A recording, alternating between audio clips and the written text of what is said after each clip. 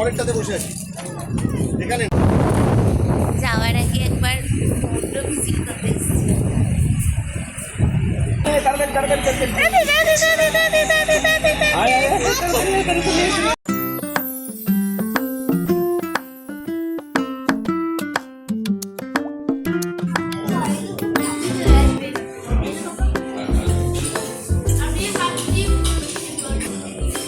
Hello বন্ধুরা, welcome back to my blog. আজকে তোমরা দেখছো দীঘায় আমাদের শেষ দিনের যে ব্লগটা, সেটা সকাল সকাল চলে এসেছি রেস্টুরেন্টে ব্রেকফাস্ট করতে। হ্যালো, এটা আমার খাবার আর এটা আমি আবার, আর এটা আমার মা। বাবাই খাবার খেয়ে আমরা একদম রেডি হয়ে বেরিয়ে এসেছি। যাওয়ার আগে খেলে নিয়েছি কুহুর সাথে ইনডোর ফুটবল গেম।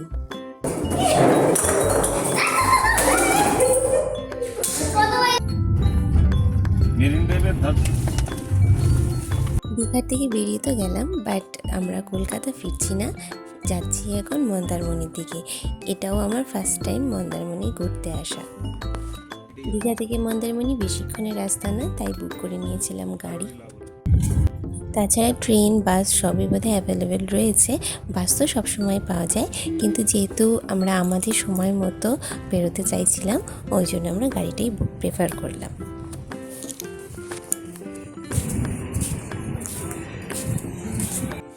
এখন আমরা পৌঁছে গেলাম শঙ্করপুর। এটা দীঘা মন্দারমণির মাঝখানে আরেকটা বিচ।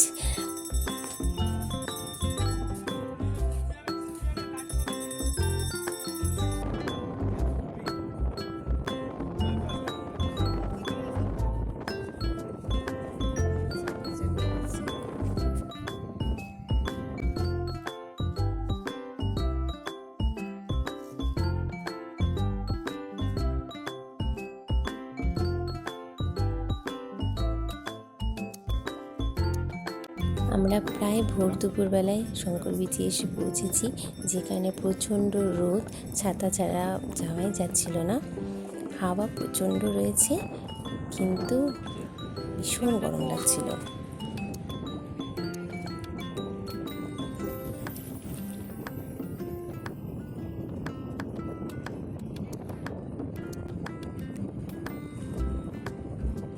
এই বিচে আবার এসে দেখলাম সমুদ্রের জলের ঢেউ কিন্তু অনেকটা পিছনে, দেখো কত দূরে, আর সামনের দিকে শুধু জলটা রয়েছে, যেখানে ইজিলি তোমরা স্নান করতে পারো।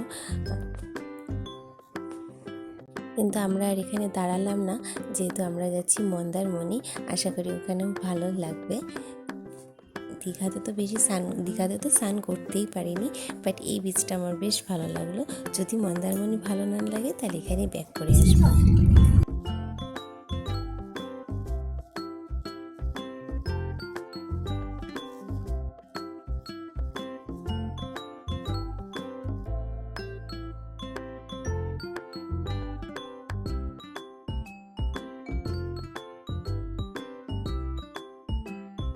শঙ্করপুর ক্রস করার পর আর মোটামুটি 1 ঘন্টার মধ্যেই আমরা পৌঁছে গেলাম মন্দারমণি। বাদিক দেখলাম। এটা সুইমিং পুল নাকি এটা ফোয়ারা?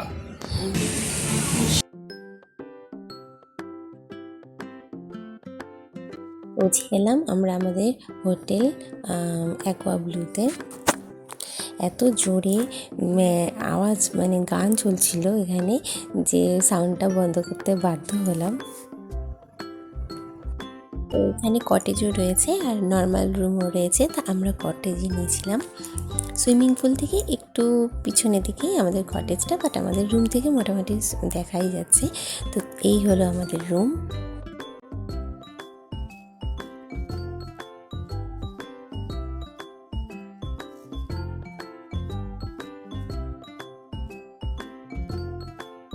জানলার ধারে আমাদের রুমে রয়েছে কাউচ, আর সেখান থেকে বসেই জানলা দিয়ে অনায়াসে দেখা যাচ্ছে সুইমিং পুলটা।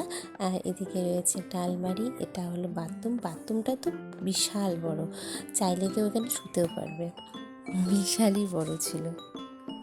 তো তো জাস্ট লাগেজটা রেখে রেস্ট না নিয়ে আমরা বেরিয়ে পড়লাম মন্দারমণির বিচটা দেখতে। আমাদের রিসর্ট থেকে হাঁটা পথে গেলেই পেয়ে যাব আমরা বিচ। এটা হলো ডলফিন বিচ রিসর্ট। এখানে তো খেলার ওয়াটার পার্ক সমস্ত কিছুই ছিল, কিন্তু দুর্ভাগ্যবশত এই রিসর্টটা আমরা বুক করতে পারিনি। ওই যে যা হয় শেষ মুহূর্তে আসলে। তো এই যে আমরা এখন চলে এসেছি হাঁটতে হাঁটতে বিচের ধারে।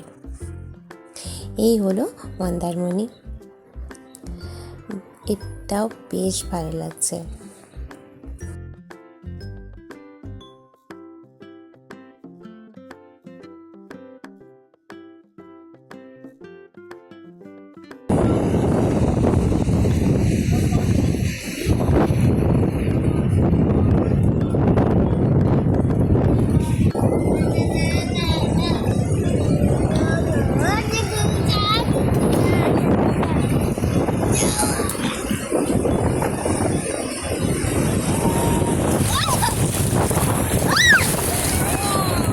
মন্দারমণির ঢেউ।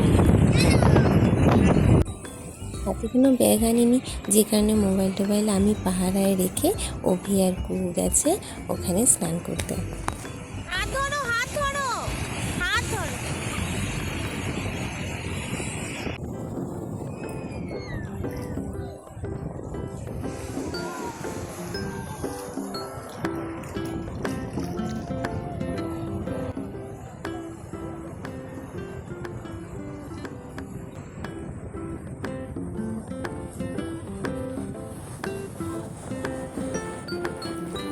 মন্দারমণির বিচটা থেকে ফিরেই যাকে দেখতে পেলাম, দেখে তো মন পুরো ভরে গেল। এই হলো লিও।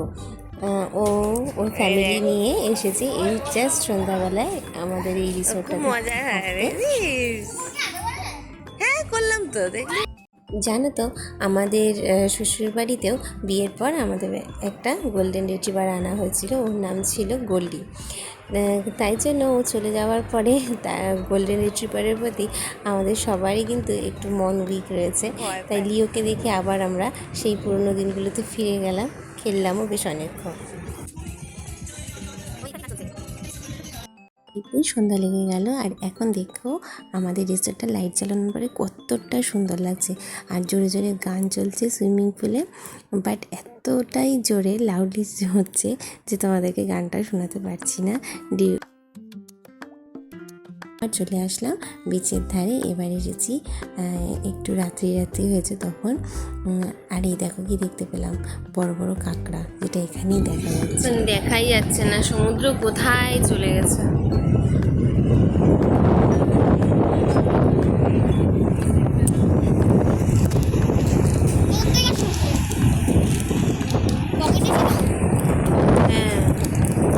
মন্দারমণির সকালের সৌন্দর্যটা একরকম ছিল, আর এই রাত্রিবেলায় এসে দেখতে পেলাম লাইটিংয়ের একটা অন্যরকম সৌন্দর্য আমরা দেখতে পাচ্ছি, বাট তোমাদেরকে দেখাতে পারলাম না।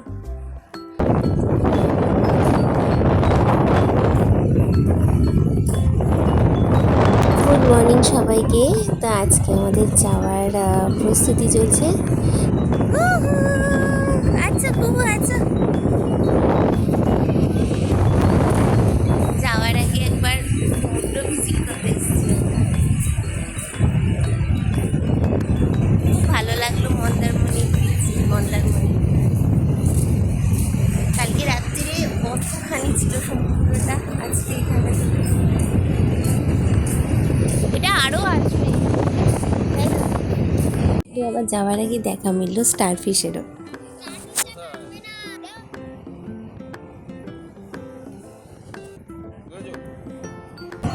জলে ভেসেছে।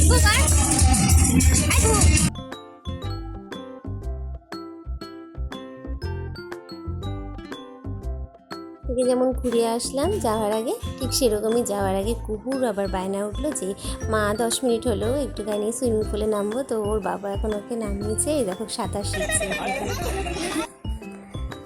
এবার মন্দারমণি থেকে আমরা কলকাতায় ফিরে যাচ্ছি। তো যেহেতু আমাদের বেরোনোর টাইমের মধ্যে কোনো রকম ট্রেন ছিল না, তাই আমরা এবার রয়্যাল ক্রুজার বাসকে বুক করেছি। তো এখন যাচ্ছি আমরা বাস স্ট্যান্ডে। এই পৌঁছে গেলাম মন্দারমণির বাস স্ট্যান্ডে। ওয়েট করছি এই দোকানে দাঁড়িয়ে, প্রায় আধা ঘন্টারও বেশি আমরা ওয়েট করছি। আর বাসওয়ালা যখন কাছাকাছি আসবে তখন ওরা কল করবে। তো এত রোদ্দুর ছিল না, মানে থাকাই যাচ্ছিল না, লাস্টে আইসক্রিম খেয়ে নিচ্ছি। এই হলো সেই বিখ্যাত অরুণ আইসক্রিম। আমি প্রচুর লোকের ব্লগে শুনেছি যে অরুণ আইসক্রিম। তো আমাদের শিলিগুড়িতে বোধহয় এখন এসেছে জানি না, বাট এই যে কলকাতায় সেকেন্ড টাইম আমি খাচ্ছি। সত্যি কম রেঞ্জের মধ্যে কিন্তু খুব সুন্দর দেখতে এবং অ্যাট্রাকটিভ একটা আইসক্রিম। ফাইনালি আমাদের বাস চলে এসেছে আর আমরা রওনা দিয়ে দিয়েছি কলকাতা। সেখান থেকে আমাদের ট্রেন আছে, ট্রেনে তারপরে আমরা ফিরে যাচ্ছি শিলিগুড়ি। এই হলো আমাদের বাস পরমেশ্বরী। বহু বছর পরে এরকম বাসে চড়ে লং জার্নি করলাম। 6-7 ঘন্টা জার্নি করার পরে ফাইনালি এসে পৌঁছেছি কলকাতা। এটা হলো কলকাতার মনে হয় ময়দান। আর কিছুক্ষণ পর রয়েছে আমাদের ট্রেন শিলিগুড়ি যাওয়ার। তো ব্লগটা আজকে এখানেই শেষ করছি। দেখা হচ্ছে একেবারে শিলিগুড়ি গিয়ে। আর এরপর তো পুজোয় নিশ্চয়ই নতুন কিছু ব্লগ নিয়ে আসবো। পুজোয় তোমাদের প্রিপারেশান নিশ্চয়ই খুব জোর কদমে চলছে, আমারও গিয়ে শুরু করতে হবে। তো দেখা হচ্ছে খুব শিগগিরই নতুন একটা ব্লগ নিয়ে। আজকের ব্লগটা ভালো লাগলে অবশ্যই চ্যানেলটাকে সাবস্ক্রাইব করে নিও। দেখা হচ্ছে খুব শিগগিরই, ততক্ষণের জন্য টাটা।